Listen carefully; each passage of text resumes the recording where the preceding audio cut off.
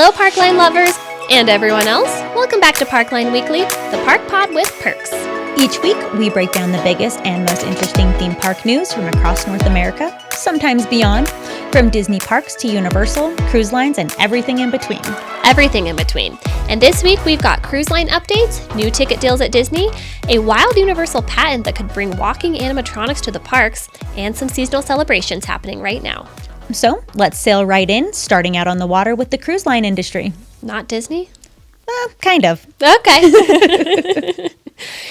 I haven't been on a cruise, but we'll see. Yeah, me neither.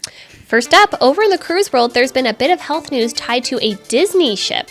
So we are starting with Disney. I said kind of. A small gastroenteritis outbreak, so norovirus most likely, was reported aboard the Disney Adventure where 8 passengers and 1 crew member became ill during a March 16th through 19th sailing. The illness count is relatively small compared to the number of guests on board, but it's a reminder that cruise lines continue monitoring health situations closely on these massive ships, as they can be vessels for viruses, not just human passengers. Yeah. Next up, Royal Caribbean has been ramping up excitement for its next generation of mega ships, continuing the industry trend of larger vessels with more theme park-like experiences on board.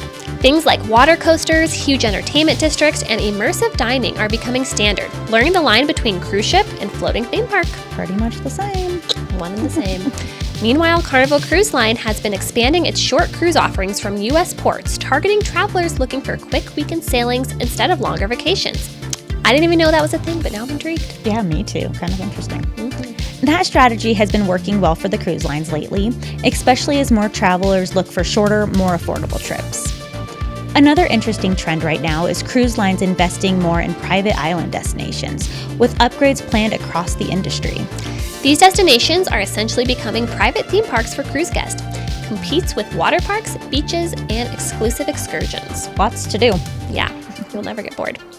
And finally, cruise demand overall is continuing to surge in 2026, with many cruise lines reporting strong bookings heading into summer travel season. Which means if you're planning a cruise vacation this year, you might want to book sooner than later. Yeah, don't miss on that opportunity. Definitely. Yeah. Or if you just want a weekend getaway.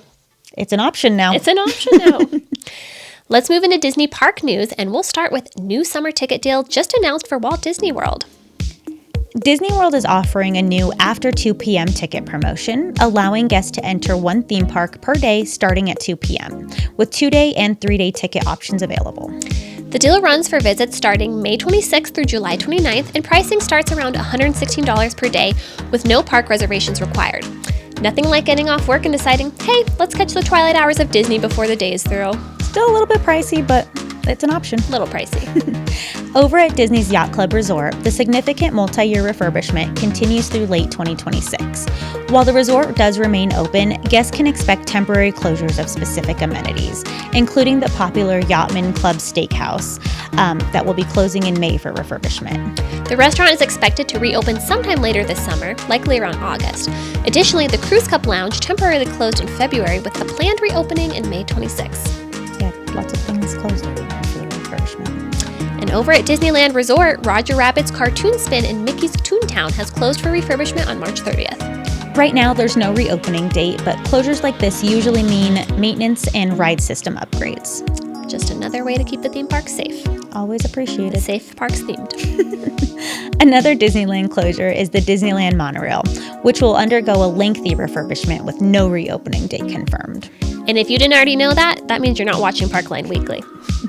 That closure comes after an incident earlier this year where guests were stranded on the elevated track for an extended period of time. And that will surely throw a wrench in your travel plans, so good thing they're getting that tuned up. Absolutely. Additionally, Jungle Cruise is also currently closed for refurbishment. While Disney originally listed just a 5-day closure, that timeline has changed, and that's not surprising. Disney has removed the reopening date, and the ride is currently listed as closed through the end of Disneyland calendar, now pushing into May 2026. Kind of a big difference. The refurbishment includes structural repairs, fresh paint in the queue, and potential updates to show scenes. On a lighter note, Wally and Eva are meeting guests at Pixar Place Hotel in Disneyland every Wednesday during April. It's part of the Earth Month celebrations, and truthfully, those characters don't appear very often, so it's a really cool opportunity to meet them, and Eva floats. Yes! And speaking of Earth Month, April 22nd will be a big day at Walt Disney World. That's because it's both Earth Day and the anniversary of Disney's Animal Kingdom. Disney will be celebrating with special character appearances, themed snacks, and a party for the planet, activities throughout the park. It sounds like it's going to be really special. Yeah, it does. Did you know I named my dog Eva after that movie? I didn't know that, but I love that. Yeah. So cute. How perfect. Absolutely. Now let's head over to Universal, where one of the most interesting stories this week comes from a newly revealed patent. Universal has filed a patent for something called animated figure walking mechanism.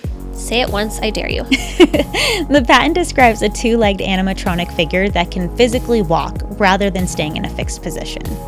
If that technology becomes reality, it could mean free-roaming animatronic characters walking through lands, interacting with guests in ways we really haven't seen before. Yeah, cool stuff. Kind of scary. Yeah, definitely. The robots are taking over. And while there's no official word on where or how it might be used, it's exactly the type of tech Universal likes to experiment with. Over at Universal Studios Hollywood, a new dining pass has just launched. Are you hungry? I could be, yeah. You might be now. The pass starts around $64.75, and it allows guests to enjoy 2 entree items and 4 additional snacks, sides, or beverages during their visit. There are some limitations, though. Participating restaurants and menu options are somewhat restricted. If butterbeer isn't included, it's a no-go for me. Yeah, hopefully it's included. Yep. Still, for guests planning to eat multiple times in the park, it could be a solid value. The most notable update of the week is return of Universal Fan Fest nights at Universal Studios Hollywood. This separately ticketed after-hours event runs select nights from April 23rd through May 16th. It celebrates sci-fi, fantasy, gaming, and anime fandoms. There's a lot of exclusive experiences here too, including Forbidden Forest, a Search of the Hippogriff walkthrough, a Scooby-Doo Universal mashup, and the Pretty Guardian Sailor Moon The Miracle Show. In some rumor news, word on the street is construction walls have popped up at Universal Orlando's Islands of Adventure in Lost Continent. Looks like this could be the start of a pretty major overhaul for the land. Yeah, my guess is that Mythos will continue to operate through the end of 2026, but only because Finnegan's at Universal Studios still remains closed for its extensive refurbishment. Those are 2 of Universal's most popular full-service sit-down restaurants, so I doubt they'll close both, but what do I know? I mean, you do have a theme park podcast, so you know something. Enough to be dangerous. Finally, let's wrap up the news with the rest of the North American theme park industry. First up, Six Flags New England is kicking off its 2026 season on April 11th with the launch of its new coaster, the Quantum Accelerator, and upgraded amenities across the park, including new food options and special events. The Quantum Accelerator is New England's first dual-launch straddle coaster. The ride has unique motorcycle-style seating with 2 powerful launches, one forward and one backward, before sending riders through 2,604 feet of track speeds up to 45 miles per hour. Okay, that sounds like a lot of fun, especially with the backward launch and the motorcycle style seating. Makes it feel a little bit more intense, I think. Super intense. Meanwhile, in Texas, Six Flags Over Texas is continuing construction on upcoming roller coaster Tormenta Rampaging Run, which is expected to become the world's first Giga Dive coaster. When it opens, the ride is expected to exceed 300 feet in height, making it one of the most extreme dive coasters ever built. Sounds like total butterfly effect in the stomach. Yes. Another big industry story right now is the continued impact of Six Flags and Cedar Fair merger, which combined 2 of the biggest amusement park operators in North America. That major merger brings parks like Cedar Point, Knott's Berry Farm, and the Canada's Wonderland into the same portfolio as many Six Flags parks, creating one massive chain with more than 40 parks. A lot. Over in Ohio, Kings Island is bringing back a fan favorite theme with its updated interactive dark ride Phantom Theater opening Nightmare, which is scheduled to open this spring. The attraction revives characters from Park Classic Phantom Theater ride and adds updated animatronics and special effects to modernize the experience. And finally, seasonal parks across North America are kicking off their spring reopening events, including parks like Dollywood in Tennessee and Hersheypark in Pennsylvania. These early season events usually include spring festivals, new food offerings, and limited time entertainment, giving guests a reason to return even before the peak summer season. Excited. Definitely. And that's going to wrap up this week's edition of Parkline Weekly. Enjoyed the ride? Hit like, follow, and subscribe, and make sure to send it to a friend who lives for coasters, shows, and all things themed parks. All things theme park. That's right. We also do weekly polls on our Instagram, so be sure to check it out and vote. We'll be back next week with more theme park news from around the world. Thanks for watching Parkline Weekly, a park pod with perks.